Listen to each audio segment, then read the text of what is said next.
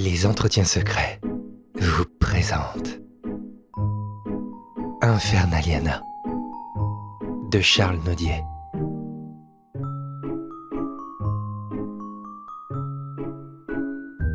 La biche de l'abbaye.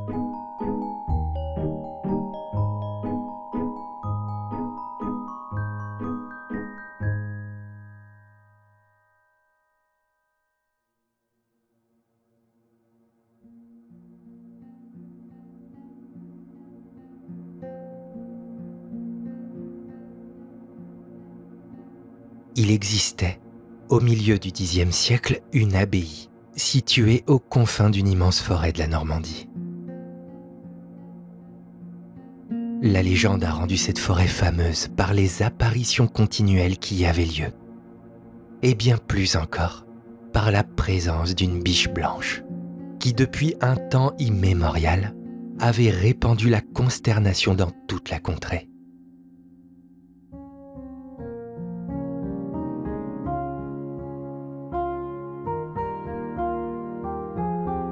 Le grand-père disait à son petit-fils « Fuis les murs de l'abbaye, aussitôt que la nuit approche. » En mourant, mon aïeul me fit la même recommandation. Elle lui avait été faite par le sien.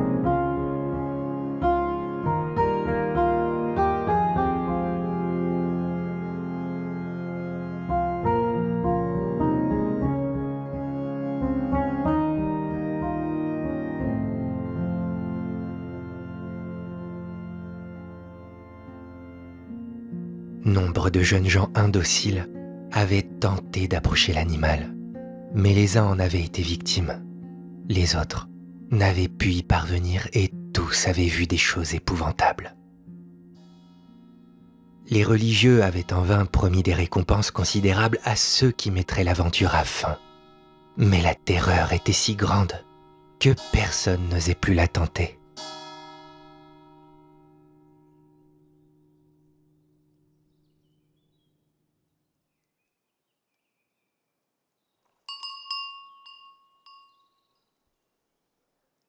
Les choses en étaient là, lorsque deux chevaliers furent demander l'hospitalité au monastère. Leur contenance noble et fière, leur force qui paraissait surnaturelle, les nombreuses cicatrices qui honoraient leur bravoure, tout annonçait que ces étrangers étaient de preux chevaliers. L'abbé leur fit l'accueil le plus gracieux et les pria avec tant d'instance de passer quelques jours avec lui, qu'ils ne purent s'y refuser. « Ce n'est que pour reconnaître les bontés que vous avez pour nous, dit un des chevaliers à l'abbé, que mon frère d'armes et moi acceptons votre offre. Car nos chagrins sont si cuisants que notre intention était d'aller finir notre triste existence dans quelque climat lointain. »« Mon fils, reprit l'abbé, le ciel a de grandes vues sur vous. Je vous attendais et je connais vos peines. Le souverain qui vous a disgracié reviendra de son erreur et vous serez encore à la cour ce que vous méritez d'y être. Songez toujours que c'est ici le terme de vos infortunes. » En finissant ces mots, l'abbé se leva et, leur souhaitant une bonne nuit, ils furent se coucher. Les chevaliers restèrent tout surpris du discours du digne abbé.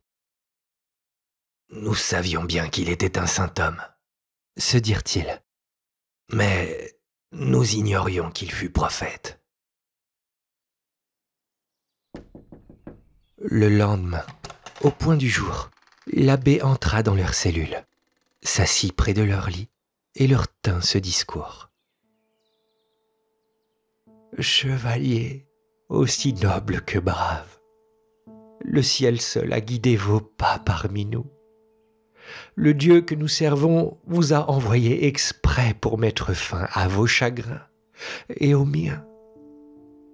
Apprenez, illustre chevalier, que depuis plus de 100 ans, les alentours de cette abbaye sont en proie à des visions plus ou moins terribles. le malin esprit a fait sa demeure, tantôt sous une forme, tantôt sous une autre. Un nombre prodigieux de nos vassaux et de braves chevaliers ont été sa victime. Et l'on a cru jusqu'à présent que nulle puissance terrestre ne pouvait triompher de ces esprits infernaux.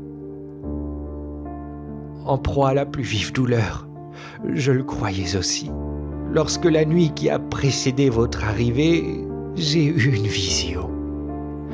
Un ange m'est apparu et m'a dit « Abbé, le ciel est touché de tes peines et veut y mettre fin. Il t'enverra de chevaliers bannis injustement de la cour. Le chagrin les dévore et ils vont sous un ciel étranger chercher un repos qu'ils ont perdu.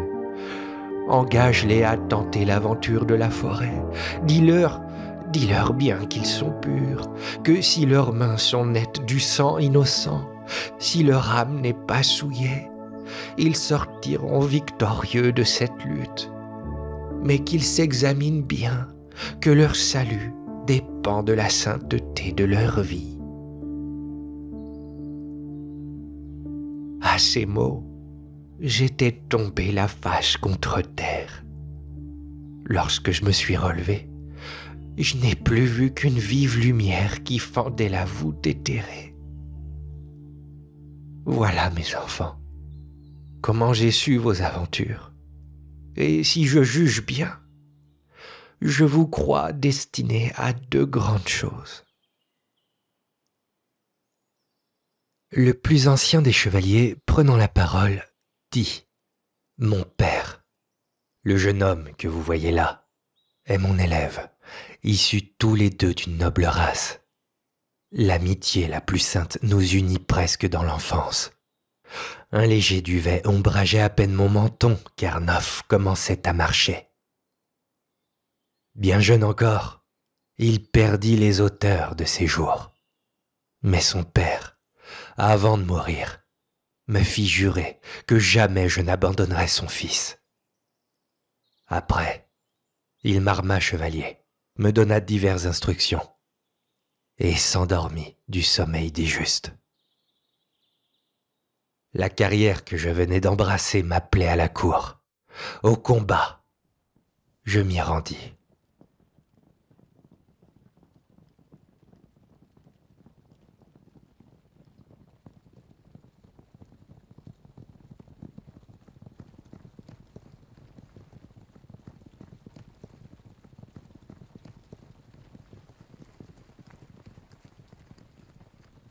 Le roi fut touché de ma jeunesse, me prit en amitié et bientôt me témoigna de l'estime.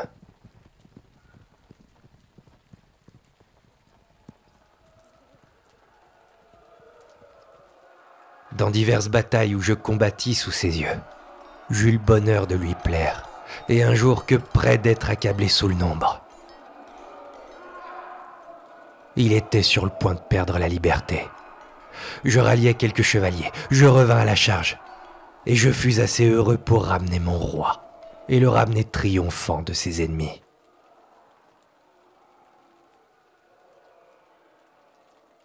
Sa reconnaissance égala le service que je venais de lui rendre. Il exigea que je fusse attaché spécialement à sa personne, et tout le palais retentit des louanges qu'il me donna. Cependant, 5 années s'étaient écoulées sans que j'eusse vu mon élève. Je l'avais confié aux soins d'un écuyer fidèle. Mais je sentais que ma présence lui devenait nécessaire.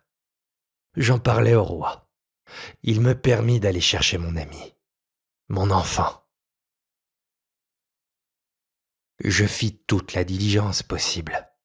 Je me jetai dans les bras de mon Erdinf.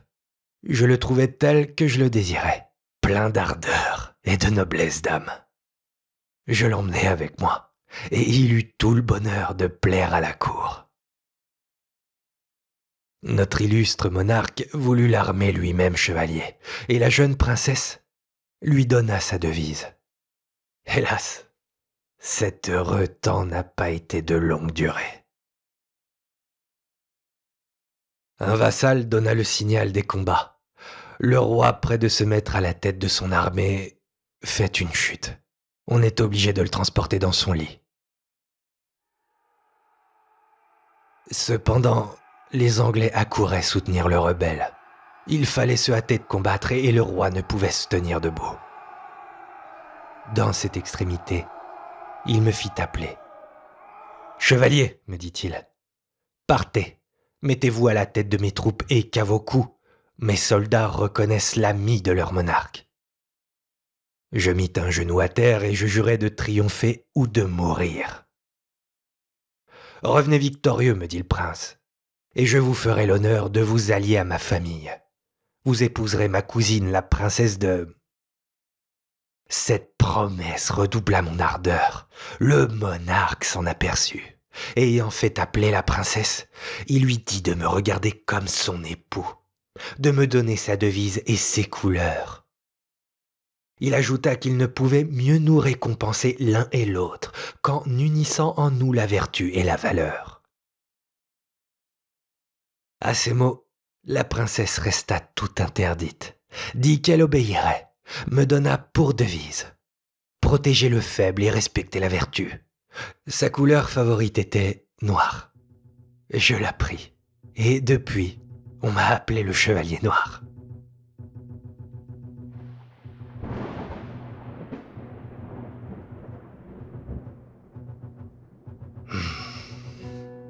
Je me mis de suite à la tête de l'armée. Elle était belle et pleine d'ardeur. Aussi n'eûmes-nous pas de peine à vaincre le rebelle. Mais les Anglais, étant venus à son secours, il fallut recommencer le combat. Une bataille décisive allait se donner. J'exhortai mes soldats et je les conduisis à l'ennemi. Ils firent des prodiges de valeur.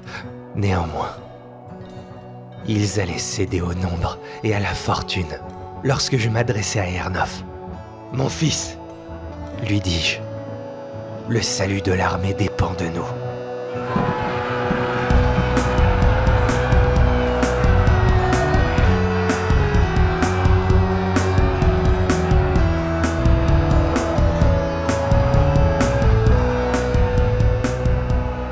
Vois-tu ce gros d'ennemi? Lui seul porte le désespoir et la mort. Courons et qu'ils nous reconnaissent pour les favoris du prince.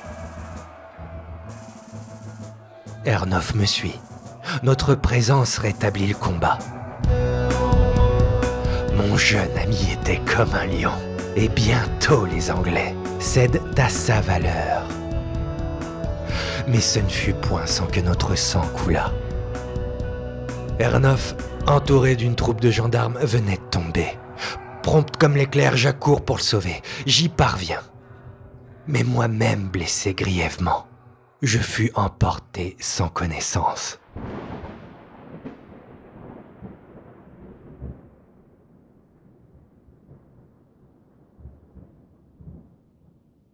En apprenant mes succès et mes blessures, le roi était accouru. Il me trouva presque mourant.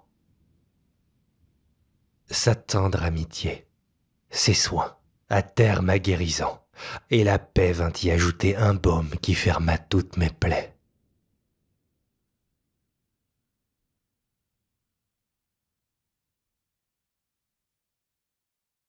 De retour à la cour, le roi voulut tenir sa promesse. « Comte, me dit-il, dans 8 jours vous serez l'époux de ma cousine. » Hélas, tant de bonheur était-il fait pour moi.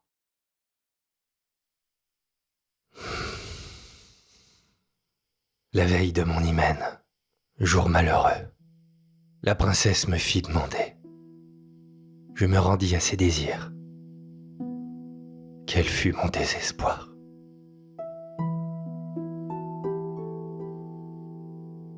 Lorsqu'en fondant en larmes, elle me dit « Chevalier, si la vertu et la valeur seules avaient le pouvoir de subjuguer les cœurs, qui mieux que vous mériterait d'être aimé? Mais apprenez un fatal secret. J'aime, chevalier. J'aime depuis longtemps et j'aime sans espoir.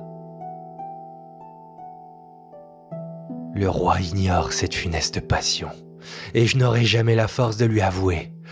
Mon seul espoir est en vous, chevalier. Si vous voulez me conduire à l'hôtel, j'obéirai. Mais non, vous vous laisserez fléchir. Vous ne voudrez pas me désespérer, et vous empêcherez une union qui serait malheureuse pour nous deux. J'étais stupéfait. La douleur m'ôtait la parole, et je ne pus que m'écrier. Comment faire? Et que dire au roi? Je prétexterai une maladie, dit la princesse, et pendant ce temps, nous aviserons à quelques moyens. Que vous dirai-je, enfin? Je me vis forcé de dire à mon roi, à mon ami, que je ne pouvais accepter son alliance. Le monarque fit tout ce qu'il peut pour m'arracher mon secret. J'eus la force de le lui cacher. Dans sa colère, il me traita d'ingrat, de perfide, et me bannit de sa présence. Le jeune Ernof ne fut point compris dans cet arrêt, mais sa tendre amitié pour moi a préféré mon exil au plaisir de la cour.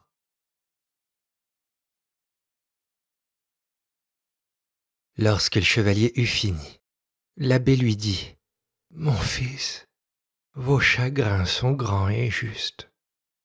Perdre sans l'avoir mérité la faveur de son souverain, le cœur de son ami, voilà de véritables chagrins. Mais prenez courage, le moment n'est pas éloigné. Je prévois, oui, l'avenir se déroule à mes yeux. Le ciel m'inspire.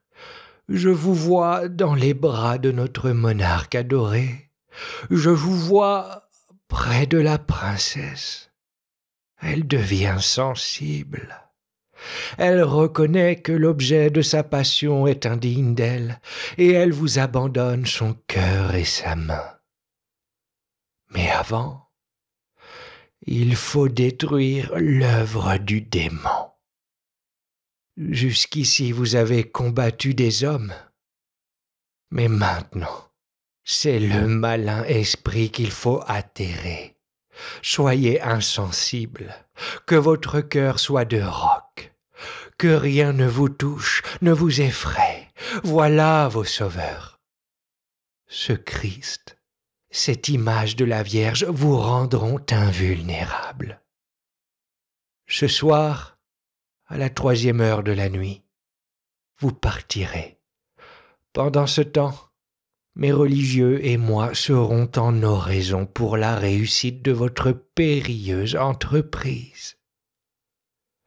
Cependant, mettez-vous en prière, et que le plus saint des sacrements fortifie vos âmes comme une nourriture succulente fortifie nos corps. Il dit et se retira.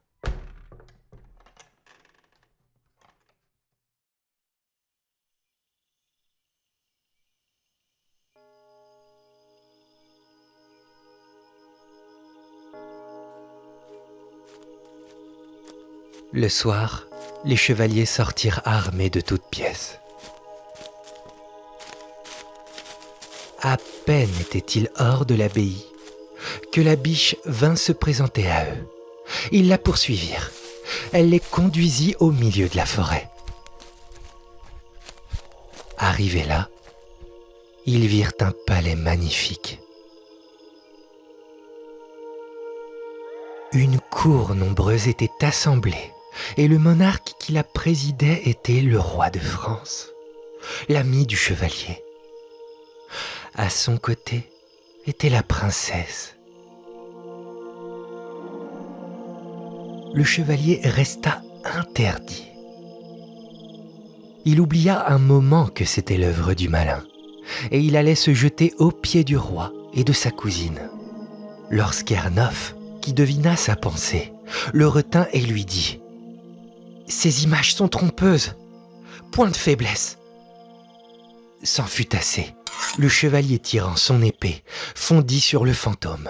Celui-ci lui cria « Malheureux, Malheureux, veux-tu égorger ton ami, ton bienfaiteur?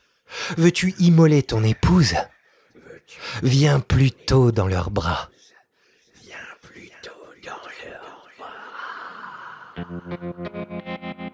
Vain discours. Le chevalier armé de la foi tomba sur le fantôme et le mit en fuite, ainsi que sa princesse. Alors le château s'écroula de toutes parts, le tonnerre gronda d'une horrible manière, la terre s'entr'ouvrit et les deux guerriers en mesurèrent toute la profondeur d'un coup d'œil.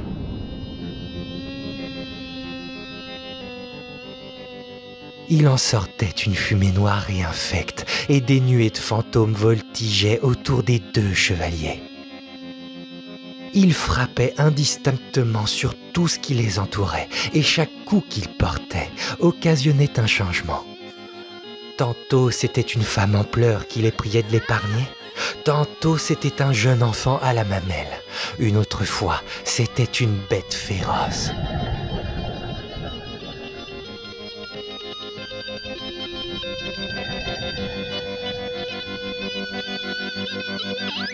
Il y avait plus d'une heure que ce combat durait, lorsqu'un chevalier gigantesque se présenta à eux. Sa force semblait égaler sa bravoure, et les coups qu'il porta à nos héros furent horribles. Tout autre qu'eux en aurait été épouvanté, mais leur cœur d'acier ne redoutait rien. Ils s'aperçurent cependant que leur ennemi était invulnérable. Leur épée ne pouvait l'entamer, tandis qu'ils voyaient leurs armées en pièces et leur sang couler.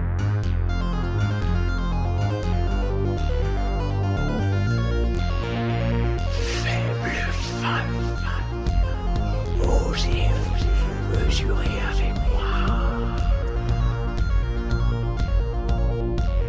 Tremblez, votre dernier moment approche et vous irez rejoindre les téméraires qui, comme vous, ont voulu braver ma puissance.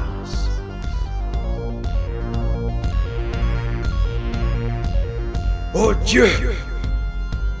S'écria le chevalier noir.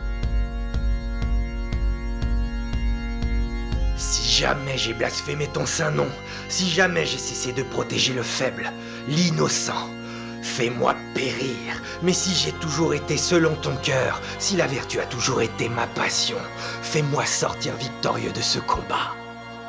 Nos chevaliers, voyant que leur arme ne pouvait rien contre le démon, saisirent leur crucifix et en frappèrent l'ennemi du genre humain. Mais oh, surprise, aussitôt que le digne signe l'eut touché, le guerrier disparut, et ils ne virent plus à sa place qu'un spectre horrible qui les glaça d'épouvante. Ils continuèrent à le harceler, et bientôt, après, il disparut totalement.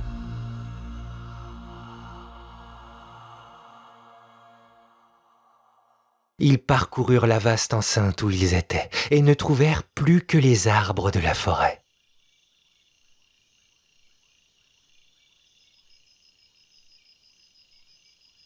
Ils se retirèrent, lentement, lorsqu'ils entendirent des cris plaintifs. « Illustre chevalier, leur disait-on, venez délivrer des malheureux aussi braves que vous, mais qui avaient moins de foi et de vertu. Nous gémissons depuis nombre d'années dans les entrailles de la terre. Venez à notre secours. » Les chevaliers ne demandaient pas mieux que d'aller les délivrer.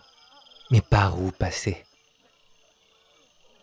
« Il me vient une idée, » dit Ernof. « Posons notre crucifix à terre et prions. » Ils exécutent leur projet. Oh, surprise! La terre s'ouvre et laisse apercevoir un chemin. Nos guerriers s'y précipitent, et bientôt ils arrivent près des malheureux qui les avaient appelés. Mais des bannières insurmontables s'opposent à leur délivrance. Toute la malice infernale s'est déployée pour défendre ces lieux. Des fantômes, des spectres, des lacs de sang, de soufre rendent ce lieu inexpugnable. Une multitude de démons en défendent l'entrée. Nos chevaliers frappent des stocks et de taille. Tous leurs efforts n'aboutissent à rien. Ils approchent leur divine relique, les grilles disparaissent, les démons sont en fuite, tout cède à leurs efforts. Ils emmènent les malheureux prisonniers, ils retrouvent leur chemin et arrivent presque mourants au monastère. Dieu soit loué, Dieu soit loué, s'écria l'abbé. L'œuvre du démon est donc détruite et nous pourrons respirer en liberté.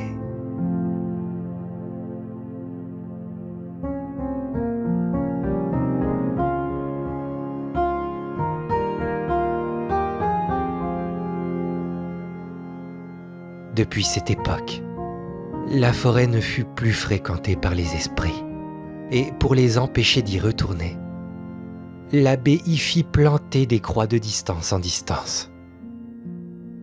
Nos deux preux habitaient le monastère depuis quelques jours, lorsqu'ils reçurent un message du roi qui les envoyait chercher. Ils se rendirent à ses ordres, leur innocence fut reconnue, et le chevalier épousa la princesse.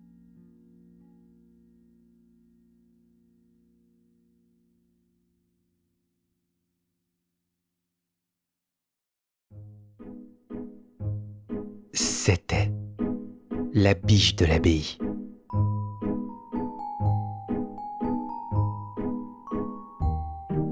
Un conte noir d'Infernaliana de Charles Nodier.